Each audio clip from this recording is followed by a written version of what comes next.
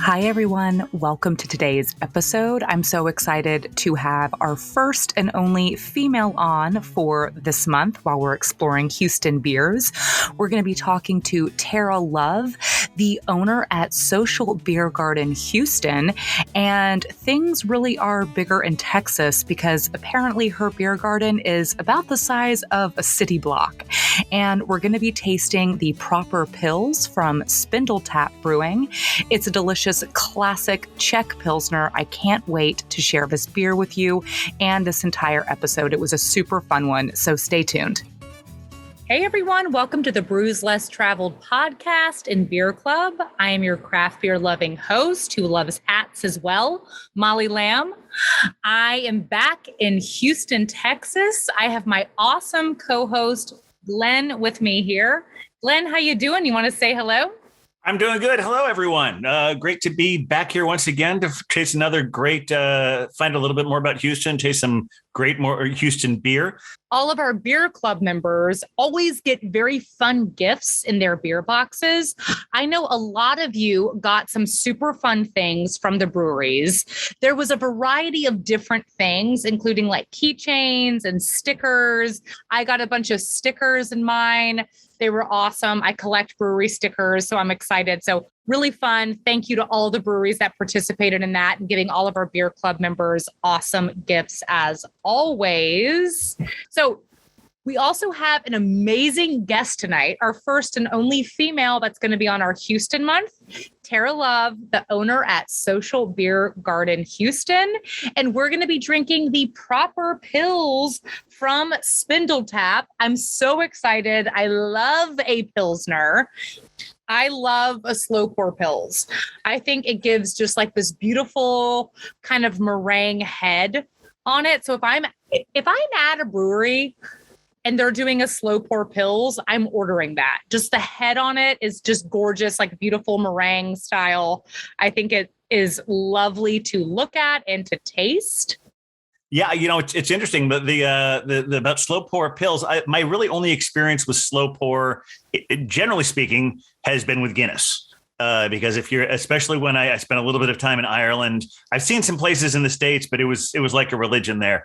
When they were pouring it, they basically pour half of it, and there's no tilting of the glass. This is like really this having the foam subside at a very natural rate, where you pour it up about half, you leave it on the tap until it subsides, and then you pour the rest of it. I think it probably takes a full 2 minutes to go through this process. And I'm imagining slow pour Pils is something pretty similar, because one of the things I've been reading about this is great because not only does it sort of release the aroma and releasing that CO2 out, it actually gives the beer itself more of a creamy mouthfeel, less watery than you would generally have with a Pilsner. Absolutely. You're totally right, Glenn. And it's really cool to kind of watch them do that because, yeah, it's like the handle, instead of coming out, it'll typically go to the side and they just like pressure it down in the middle, stop it, and then kind of pressure it more, pour it really hard. And then it just kind of builds this beautiful meringue style head on the beer, and getting more of that nucleation gets that aroma right up into your nose. And as we all know, so much of aroma leads to taste. They say about 80% of your smell actually is your taste as well. So when you can smell something, you can taste it better. That's why when you were little and your mom would give you yucky medicine and you would hold your nose, it helped you not taste it as much. Yeah. And I think one thing I love about a slow pour Pilsner is it adds this class and delicacy to a Pilsner, a beer that a lot of us in the US think is a very sort of simple or basic style of beer. And it's not. It's actually the number one beer that is consumed in the entire world. And honestly, I really judge a brewery based on their Pilsner because you cannot hide behind any fault. It is such a crisp, clear, beautiful beer. You really can't hide behind anything. It's simple. And simple is good. Simple does not mean lowbrow. Simple does not mean easy. It typically means dedication and perfection. And I find that with a lot of Pilsners, with IPAs, and I say this as a very big IPA lover, you can kind of hide behind the hops. If a brewer makes a mistake, which they do because they are people, they can do something called hopping it out and just kind of like throw a bunch of hops in there to sort of disguise a flaw. So something I love about a Pilsner is the fact that you really, if you mess it up, you got to scratch the whole batch because you're going to taste that flaw. And I really feel like the whole idea of the slow pour Pilsner adds this beauty, grace, and elegance to something that a lot of people see as a very simple beer. I think it just adds such a beauty to it. So yeah, thank you for that explanation, Glenn. Yeah, I mean, it's interesting. I wonder why, since it is such I think the reason it's been maligned is because all the macro breweries do such a not necessarily simple, but they just do an adequate version of it. And so that's why I think it's perhaps been denigrated, especially because that's all we've had as American beer is a not very good Pilsner for so much of post-prohibition beer drinking in America. But yeah, that is so true though. All right, Glenn, speaking of Pilsners, you want to crack open this proper Pils from Spindletap? Oh, I really do. And also, as we're doing this, I want to mention there's a name you might have recognized in the chat. I'm sure we'll be getting into some of this as we talk about Spindletap. But another Glenn in the chat you might have noticed mentioned that the first oil in Texas was called Spindletap. So therefore, Spindletap is named after Spindletap. That is so cool. Yeah. I love that. Who is this other Glenn in the chat? He's my dad. He's my dad. I love it. I had my whole family last month during Birmingham because they're all from there. They were all tuning in. That's awesome. All right, let's crack open the proper Pils from Spindletap. Look at this nice, just like very classic can art. Absolutely. And speaking of slow pour, I'm going to use... Are we going to try and pour these slow? Not so much of a 45-degree angle as we usually do? Yeah. And this is a nice light beer. Clocks in at 5% ABV.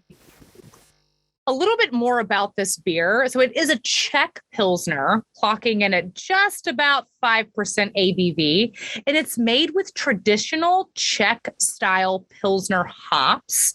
This beer has a little extra hop bite to it. I noticed this when I tried this at Spindletap. And, I feel like it's hard to not want the hops in a beer, but they went just a little bit extra with this one. And I really appreciate that they did that because it gives it that beautiful aroma and mouthfeel and flavor. And really, it's a beer that's made for kind of all events. I mean, if you're floating down the river, sitting by a fire, a proper Pils, it's going to hit the spot. Mm-hmm. And this is kind of funny.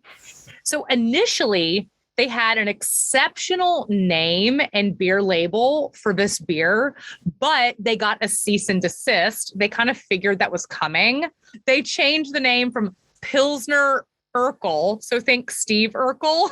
Oh, okay, sure. Well, because it was named after the original Pilsner Urkel, right? And so I love it.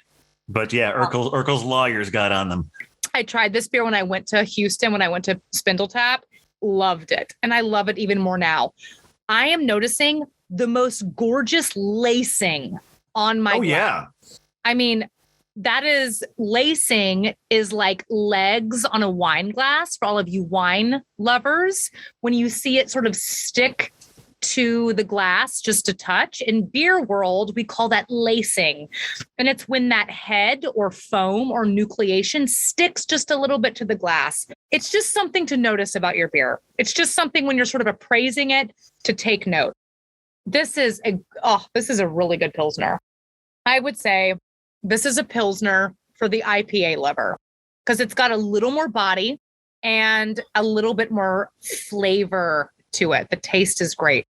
Yeah, it's Pilsner is not often my first choice of beer to have. So if we're going to do a Pilsner, I'm certainly glad we're having one by a brewery that really knows how to do it right. This really makes me appreciate the style. I agree. Yeah, no, I know, Glenn, me and you were dark beer lovers, but I think this is definitely just a nice sort of contrast to that. Much respect to the Pilsner. Glenn, how's your week been? It's been great. It hasn't been incredibly busy. I mean, with the regular job, but we had a nice little beer Avengers get together at Hophead Huck's the other day. Tasted a lot of different beers. Ooh, Yeah. Oh yeah. I don't know if you saw the picture of the kill wall. Whenever we have a beer Avengers get together, we save all the empties, pile them up as all the beers that we have given a nice funeral to by ingesting them all. And then so we have our kill wall.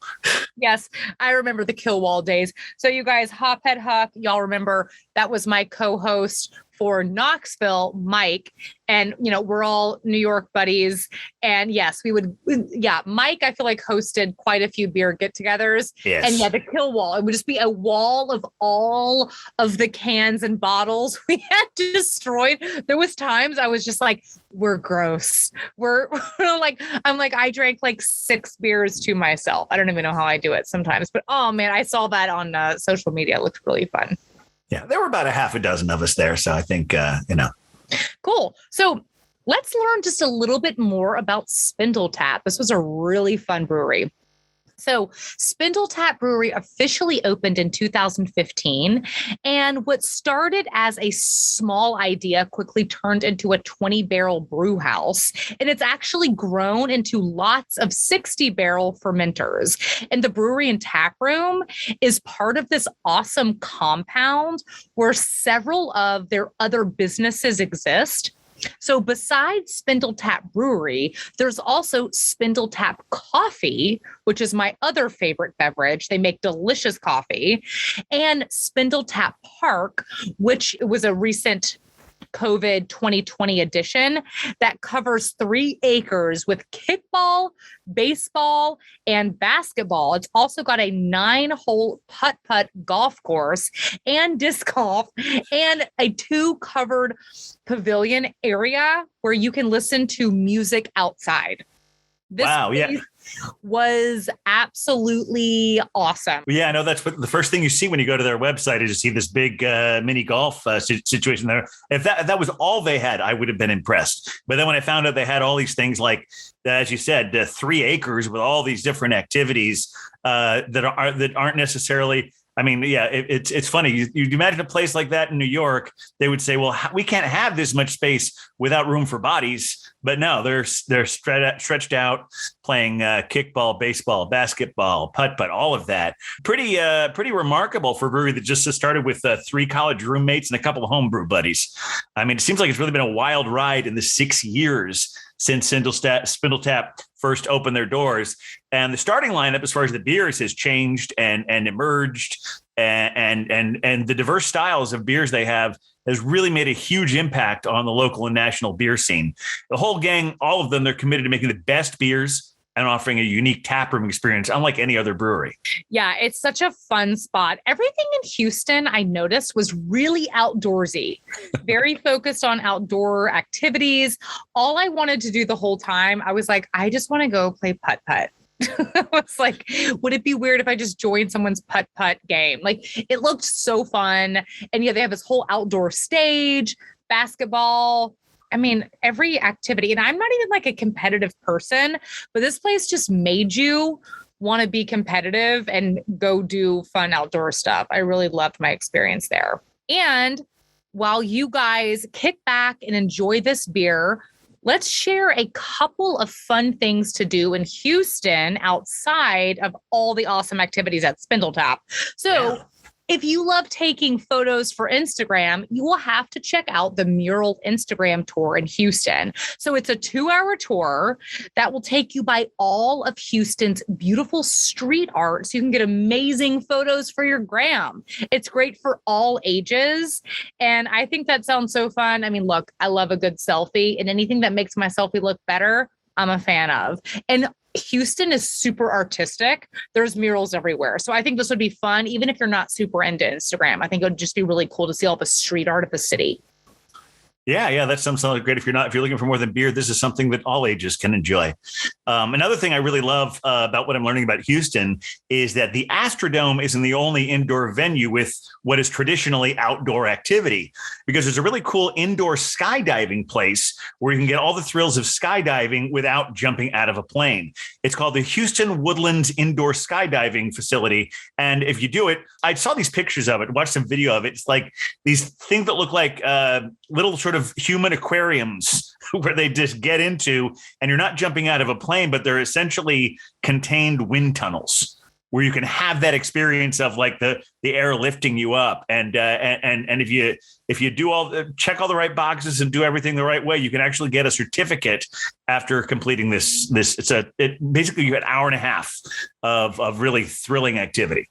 Glenn, you're right. I think you don't have to be the biggest daredevil because the air just carries you up. Yeah. I am such a scaredy cat though, but that actually does look like fun. I feel like on my next Brews Less Traveled adventure, I got to go do one of these activities and then share. I'm trying to build my Instagram and share my videos of when I'm there. So y'all follow me at Molly_Brews Less Traveled. But I'm trying to like build more of a fun sort of travel blog. All right, guys. Let's welcome on our guest this evening, Tara Love, the owner at Social Beer Garden Houston. Tara, how are you? I'm good. How you doing? We are so happy to have you. And we always love to start out by asking our guests what their craft beer origin story is. How did you get into craft beer? Oh, Lord. Well, I'm old. No, I'm not that old. So I grew up on the West Coast. I'm not a native Houstonian. I've always been in the hospitality industry. So, barista, bartender, you name it, I've done it. And it's just something that I've always really enjoyed. I was lucky enough to marry a British guy and lived in London for 7 years, became a citizen there. Really just fell in love. Craft beer had always been on my radar, but I really fell in love with beer culture when I lived in England. In London, you go to a cozy pub on a cold day and you grab a pint with your friends. All of your houses are typically small, so you all gather in like one communal area, and it's just a really good time. We moved to Houston because of his job, and after a few years, kind of corporate life was dragging on, and we decided like, hey, let's buy a bar. Let's make the jump. Then we became small business owners, and we're here. I owned a business. You and I were talking earlier today. I owned a business in New York for a while, and yeah, I had a facial studio with 2 locations, and I know that kind of stress that comes along with it, but there's nothing more satisfying than that. And it's really cool that you mentioned the beer scene in London and, just kind of how it brought you together. I think there was something very communal about beer, and then seeing it in different cultures, I think is so fun too. I think that's really wonderful that you got to experience there and then in Houston. Yeah, I mean, they kind of approach beer in a totally different way than we do. They have a lot of bitters there. They keep everything kind of cellar cool, which, we kind of classify as lukewarm. But you definitely get to see like a different aspect of the industry for sure. Yeah, it's so fascinating. Not only did you buy a bar, though, of course, you bought this. You created a beer garden. I love beer gardens in New York City. I live right around the corner. Since we're drinking a Czech Pils, I should give a shout out to this. The oldest beer garden in New York City, only one that survived Prohibition, essentially, which is the Bohemian Hall beer garden in Astoria, Queens.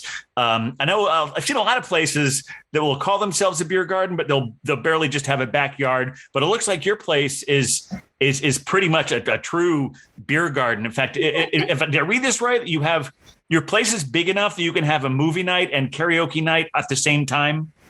Oh, we can. Yeah, we have multiple events. Well, they're doing that tonight, aren't they? They are having movie night in the back garden, but we actually take up half a city block, which is probably hard for y'all city folk to imagine. Coming from London, I definitely didn't envision that for myself, but it was a great opportunity. But we have about a 5,000 square foot building, and then a very large backyard, probably 15,000 square feet, and then a parking lot. So about a half a city block. The only thing challenging about that is we're weather dependent. But that's, I love that this was, you're like, we'll just, start a business, and you have the biggest business, you know what I mean? You're like, we take up a city block. That's so cool. Yeah. It's all bigger in Texas, Tara. I love that. That's so cool. I mean, I have a friend who has a small bar, and she called us Disneyland. So that's kind of the level. It's kind of like the Spindle Tap of bars. We have the putt-putt, we have arcade games and pool, and we do it all. Yeah. It seems like people in Houston like to be really active. And is there pinball? Yeah, we have pinball. We actually just traded out the pinball for more pool. So we have 4 pool tables now. Cool. Well, that's cool. So it's not entirely weather dependent. You do have both outdoor and indoor spaces there. Yeah. But outdoor is the bulk of it. Yeah. Okay.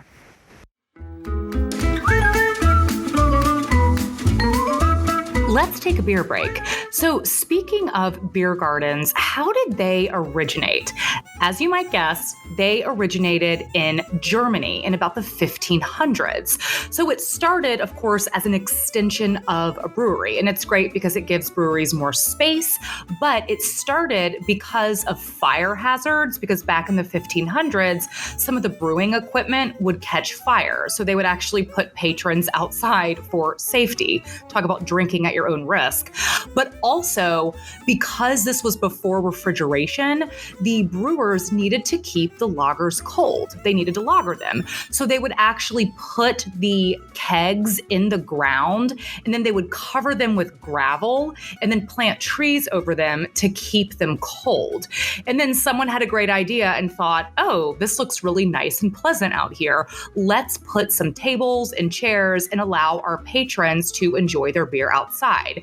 And King Ludwig was actually the one that granted brewers the right to serve beer on the premise, because that used to not be allowed. So once they got permission to do that, they said, hey, let's go ahead and have people eat and drink outside. And people could actually bring their own food too. And did you know the largest beer garden that still exists in Germany today can seat 8,000 people? I would love to see that. But let's get back to the episode and hear more about Tara's beer garden. So I imagine you feature a lot of great local beers there. What are some of the ones that are there? What are some more popular ones? Well, we have over 44 taps. We're actually on Untapped, so you can see kind of our selection. We rotate often, but we try to carry, beers that people want and are desirable at the time. Right now, we carry a lot of sours and hazy IPAs because those are kind of the trending. I'm actually drinking another Spindle Tap. I did not have the pills, so I brought out Spindletap Heavy Hands, which is a really nice hazy double IPA from them. I believe I have one of those in my refrigerator right now. It's a good beer. Now I'm wondering how many flaws it has after listening to Molly speak.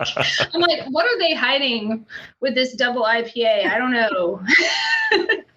I think, I don't think they're always hiding stuff when there's beautiful hop aroma and flavor. I think that it can be a great disguise. I'm not a brewer. I'm going to have brewers come after me with torches. Oh, no, I'm sure not. They're not always hiding it, but if they have something, they need to hide something in, because I think the really best brewers are the ones who figured out how to make something traditional and do it pure and learn the craft and then start fiddling around with the other stuff. So what they have at their base, it's I guess it's kind of like you need to color inside the lines before you can get experimental. Oh yeah. And I am not a type A person at all. I would, if I were to be a brewer, I would not be making a Pilsner. I'd be IPA, hopping out flaws all day long, turning it into something really cool that I didn't think it would be, because I like the deviation of creativity. I'm not good with like inside the lines. So there's beauty in all forms of the way the mind works, and accidents can be actually really beautiful too. You guys have a lot of events there, though. I love that you do drag shows and burlesque shows. That's something my mom used to love, to always go to drag shows when I was younger. So what are some of the more like popular events that you guys have there? I mean, you named two of them. So like burlesque, for obvious reasons, is really popular. Everyone likes really pretty women in scant clothing, right? And beer and alcohol, like we have a full bar too. So, I mean, it's just kind of the perfect place for that. The drag is just pure comedy. We kind of rotate our events like we rotate our beers. I feel like Houston, and I'm sure it's the same with New York or Tennessee or wherever you're living, there's a lot of competition in like populated areas. So not only are you trying to present like a great product, you have to kind of have a draw. So we are constantly kind of changing events. Like Glenn said, we have holiday movies tonight with like popcorn, and then we have karaoke. So it's like sometimes it's like 4 events. This week we have a really big UFC fight, which is a big draw for a lot of people. Like beer and sports are kind of synonymous with each other, I feel like. So I'm not a huge sports fan, but you got to have those types of things with beer, I feel like.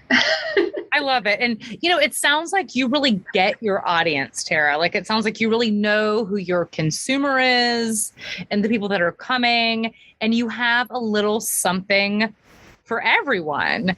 And that's not easy to do as a business owner. And I'm also curious, as a female business owner, what are some of the biggest hurdles you faced in a mainly male-dominated industry? Honestly, it's being taken seriously. So, like, I'm a middle-aged white girl with kids. They're 6 and 8, right? So I have, like, the whole just typical, I mean, I wouldn't say a lot of people do this, but how we have that trending word like Karen. I'm like the typical kind of lady that fits that box. I have a bar in one of the most diverse cities in the world that caters to absolutely everybody. And they meet me and they go, "You're the owner? Really? No, you're just joking. You're just a bartender." And it's like, well, I do bartend. I also bar back and do all the things. But no, really, I am the owner.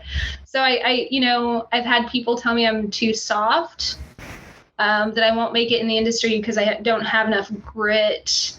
I'm not very aggressive. So it's the whole, like, that is the biggest struggle, is to be taken seriously in an industry that's typically male driven, or, it's not very family oriented. Yeah. They'll think my husband's the boss when, like, I'll be the bad guy. Like, I fire people. Absolutely. And, I mean, I get that. When I go visit the cities every single month that we're discovering. And I get a lot when I have meetings with people, they'll say, "So why did they hire you?" I'm like, girls don't drink beer, Molly. What are you talking about? You can't be a cicerone. Yeah, I'm like, they actually went through dozens of interviews and then they hired me. And good for you for sort of rising above them and being able to answer them. I'm slightly interchange. Like, I actually kind of like feeling like I have like a very like low key presence. Like, I don't tell people I'm the owner. I just hang out and kind of observe and like watch my staff and, make sure things are going well. And sometimes if I come up to a table, I'm like, "Hey, how you doing?" They look at me like very weirdly. Like, "Who are you? Do you work here? What's going on?" So. I think that's really cool. It sounds like you just enjoy being in your establishment. It sounds like you just enjoy being present there. That's really lovely. It sounds like it kind of gives you just a peace of mind and in a peaceful sense, just to be there. And I think that's really awesome. What do you love most about owning the beer garden? Probably the people. Like I mentioned before, Houston's super diverse. We have people from every corner of the planet here, and just creating a space where everyone can come enjoy themselves and having events that draw in different crowds. And just, you really get like a really nice vibe when you just kind of look around and you're just seeing everyone together, and it's really fun. We try to keep it light with a lot of arts and that type of thing, and just having that crowd is really cool, And I guess on the flip side of that, what do you hate most about owning a beer garden? The people. Yeah. So the same thing. Drunk people are really, they're jerks, man. Yeah. We're also full bar. So like, we're not like the beer garden that gets to like close at like 10 p.m. Like sometimes I wish we were that, but like our money maker is obviously liquor. So we're open till 2. So I get a lot of late night phone calls, 2, 3 a.m. So the hours can be tough. It's kind of worth it. It's like it's a fun torture. Yeah. No, I get it. I totally get it. And I'm curious, what's your ideal day off in Houston? Well, sleeping in would be good. Yeah. Houston's actually awesome. So coming from, London was kind of the last city I was in. And then before that, I was in San Francisco. Before that, I was in Portland, Oregon. And so I was very anti-Texas, anti-Houston, didn't really want to come here. That was 8 years ago. And I realized that it's just such a wonderful arts community, such a wonderful food community, and people are really just nice and chill. And like you said, that they want to be outside, they want to be active. So I'd probably go get breakfast tacos at like my favorite breakfast taco stand, because you can't leave here without having Tex-Mex in your life. And then we have some great just art collections and museums. So I'd probably go to the Manil collection or the Rothko Chapel, which was a chapel designed by Rothko. It's really peaceful and serene. And then just, probably go to a local brewery. I have a great local brewery just around the corner, like literally half a mile or less from my house, called Senate Avenue. And just, hanging out with friends and drinking a beer. That sounds great. That is honestly my ideal day off too. Tara, as we wrap up, it is time for our rapid fire questions. We always change these up every single month. So the idea is to not think, just answer. Tara, are you ready? Okay. They're not hard. Okay. Barrel-aged stouts or pastry stouts? Pastry. What's your best stocking stuffer beer? I've never put beer in a stocking. Good answer. So if we're going Christmas themed, we just stocked a beer called, you got to look this one up. It's called Seasick Crocodile by Prairie Artisan Ales. Oh, I love Prairie. It's an awesome, like, ugly sweater can, and it's clove and cranberry. Yes. It's named after the Grinch from the Grinch thing, is right? Because that was one of the things he's called, You're a Mean One, Mr. Grinch, the song. The Seasick Crocodile. Seasick Crocodile. Okay. Favorite holiday themed beer? I'm actually drinking, or liking rather, we have a brewery here called St. Arnold's. It's the oldest brewery in Houston, so most people have heard of it. But they do a seasonal Christmas ale, and it's just a really nice, classic, kind of nutty ale. That sounds good. Excellent. What is the beer style that best represents Texas? They are into their Bocks, which is like an amber ale. They have a lot of Bocks. They have Crawford Bock, Shiner Bock. I personally, like I said, I'm a transplant, but I would say that it has to be their Bocks here. Nice. So if someone was to gift you a beer, Tara, what would be the most exciting beer you could receive under the Christmas tree? Oh, I actually got a really good surprise gift from Parish Brewing in Louisiana recently. So I don't know if anything can top that. They do a beer called Ghost in the Machine.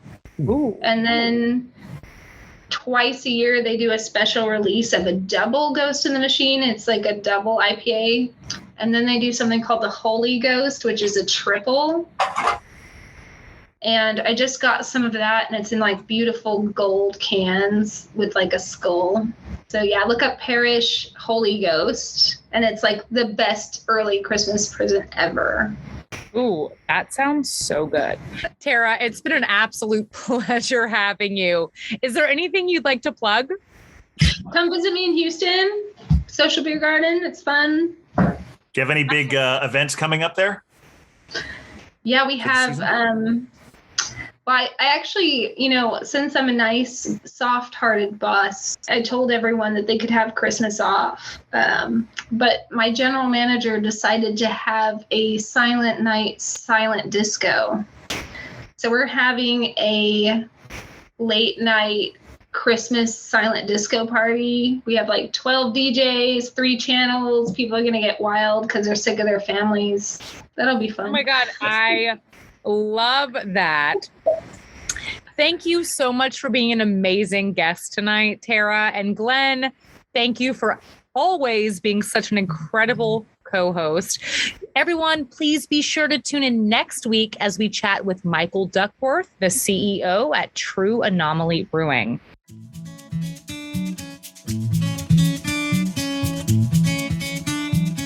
Thank you all so much for tuning in. It's always a blast having a beer with you. Don't forget to sign up for the Brews Less Traveled Beer Club, and this way you'll get the beers I've been drinking delivered right to your doorstep, plus exclusive access to our weekly live streams. You can also follow Brewvana on Instagram and me as well at Molly_Brews Less Traveled. I always love hearing from you guys, especially if it's a beer recommendation. So keep the messages coming. Cheers.